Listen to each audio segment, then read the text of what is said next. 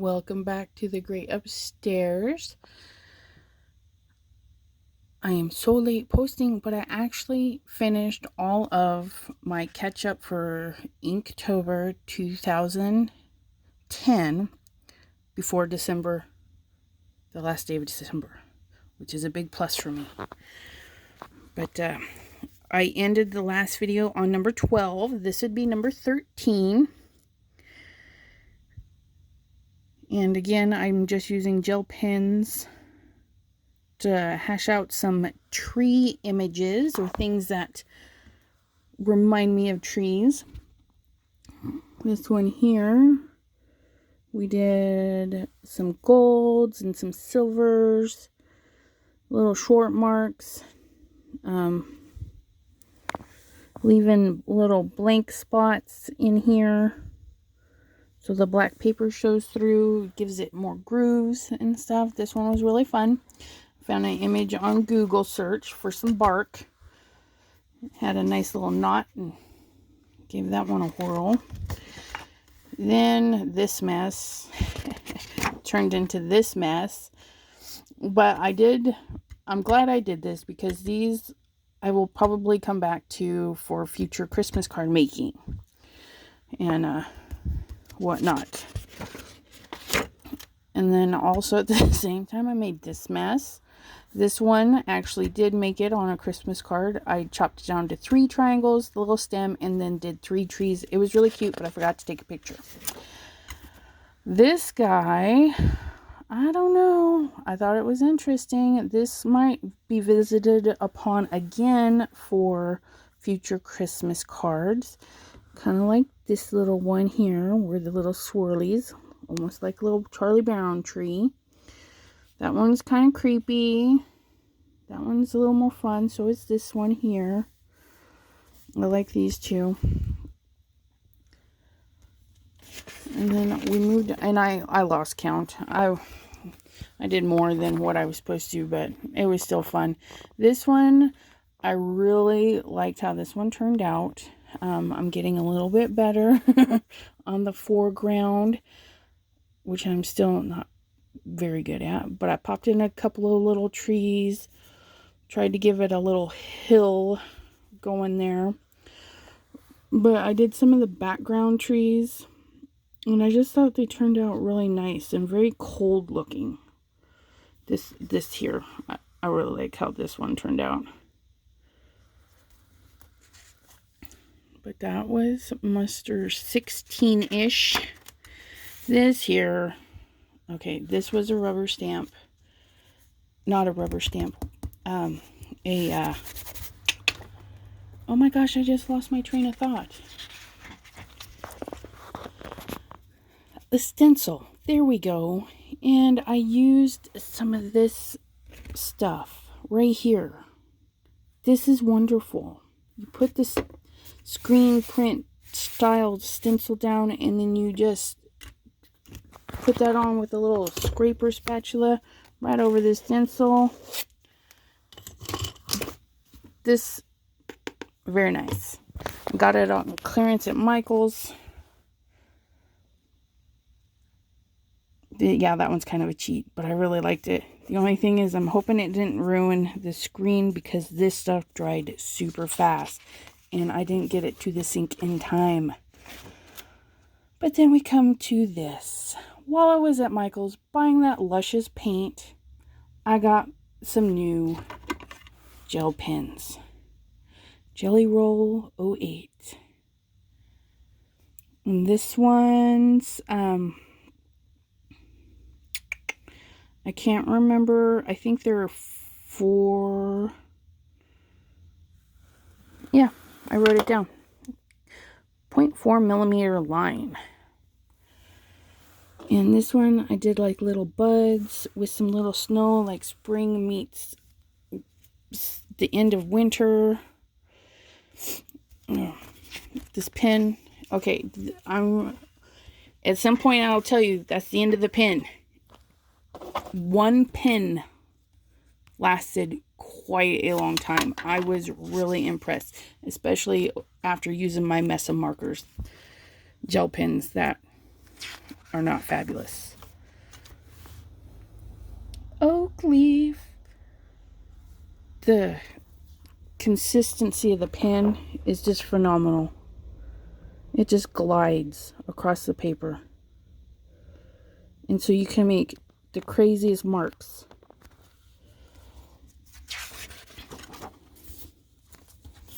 This one I drew more going that way. Got my little acorn in there. Several different leaves. These would be fun to do as card fronts.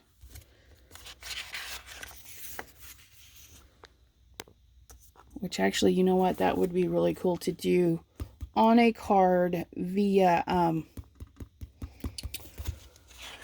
leafing, gold leafing. Yeah, I may have to do that. This one I tried to do more of a stamping effect. Something that I could possibly make in the future to make my own backgrounds for cards and stuff. It was super fun. If you don't let it dry though, it does smudge. But this, I mean, I'm not too worried about this, especially on this. Because you take a nice felt black and you can just go, make sure you can see, just go right over what you don't want shown. Kind of hide your boo-boos. So even on paper like this, you can hide your little boo-boos. Ah, the pine cone. That was fun. And a lot of these were just images, random on Google. Search pine cone. I was trying to do different trees because I like trees. But yeah, again, if I cleaned up these lines, it could be another rubber stamp type to make my own cards. Ah, this one was fun. Spruce. All done with individual lines. You do the main stem, shoop, and then off that stem, you just make your lines. And then go over the stem again, and you make some more lines. And you space them kind of far apart. Do your line and do some more. So it's kind of got this overlapping effect. And you just pile on these lines. And then you put little dots like it's snowing. Look at that. That one would be another great card front. Whew, I'm so excited because I got the new memory. We Are Memory Keepers. What is that thing called? This little guy. The foiling tool. The heat foil. And it's got the nice tip. Oops, maybe we can see that. But yeah. So to do this with gold foiling or silver foiling. Yeah. And then my spruce, I put the big together into a teeny weeny. So you're looking at my big old finger. But look at that. Just a teeny little mark. And then multiples off of it. So there's tons of teeny little twigs. Now on a spruce, the branches don't care. They just go whichever way they want. They're soft, they're plushy looking. Because we know they're kind of pokey. They're not really super soft. And they just go all over. And you just kind of build your shape. If you want it perfect, of course, you wouldn't have this gap in here. You would tidy that up, you know. But I like imperfect trees. I think they're super cute. Now, and mind you, that's a lot of ink we've seen so far. I mean, look at that. Tons of little marks.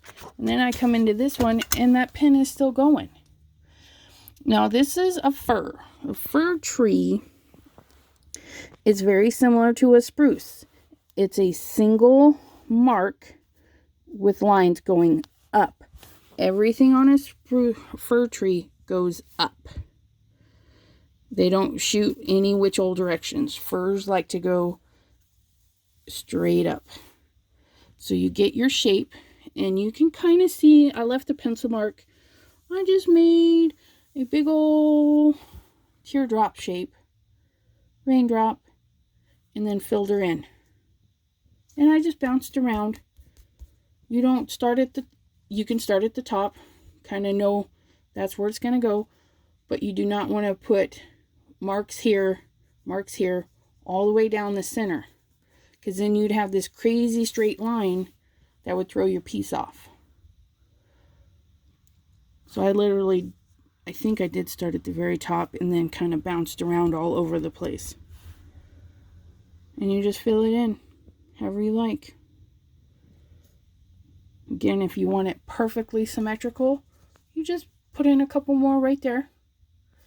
Trim them just like a gardener with the clippers.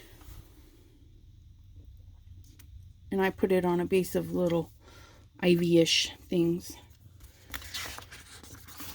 Yep, that one white pin was still going. I did this one, so not my favorite. It was going good. I don't know, I'll turn it this way. It was going good until I added that gel pin right there. That ugly bluish color did not go with this greeny color at all. And I couldn't save it after that. Because I tried to save it. You can see there's a lot of it here. And then a little smidgen here. A little smidgen here.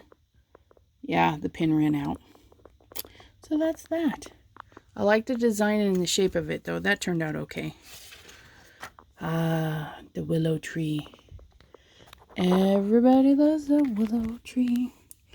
Now, willow trees are fun because you've got two line directions. You've got the branch, which is always in an arch, and then droopy. Grows in an arch, and then droopy. Now, from the top of it, you start on your branch and you just swoop them down. They're not straight up and down unless they're directly in front of you. You kind of want to swoop them to help give it shape. And you can make them wispy, like the wind might have caught one, you know. And if you want to give it real movement, you send them all in one direction. Move all the grass in the same direction, like a breeze just cut through there. And I put little fireflies in mine. Yes, they're just little specks, but it's like the bugs in the sun.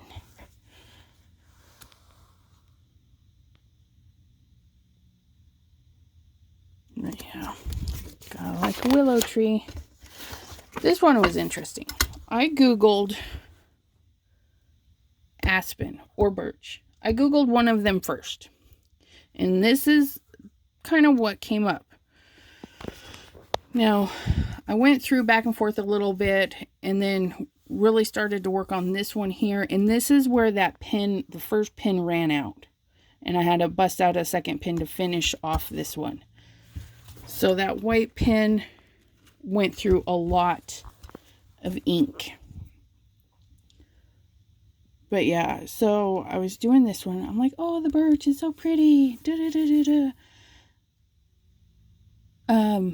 No, this was supposed to be an aspen. And then I went to do the birch. And I was like, it's very similar. What the heck? Apparently, aspens. Is it aspens?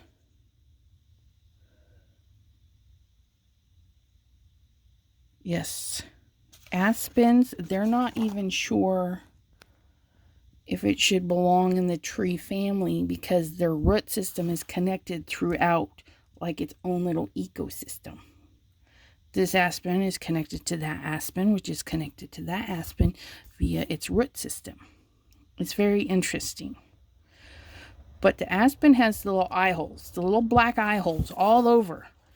But they don't peel. So it's always this nice stark white with these little eye holes where old branches have broke off. Now, a birch is very similar, aside from the bark will peel like paper. So after reading the description, I felt this was more of a birch because it had big peeled back chunks, versus the other image was just nice, sleek, white trees with little black dots. But it was still fun to do. And then my little grove of trees. Again, trying to work on a foreground, trying to push things back. It's a little hard to do. You can't tell the color to get lighter or darker.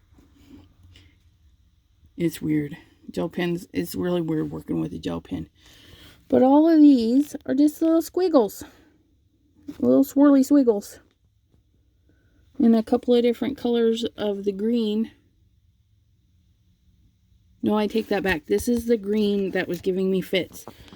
It showed up almost silvery, no color whatsoever. And then if I hit it again in certain spots, it picked up the super bright green. And then each tree I just kind of did with a little bit of different coloring. Trying to show that there was more than one in there. Again, it's hard to do with gel pens. That don't work very well.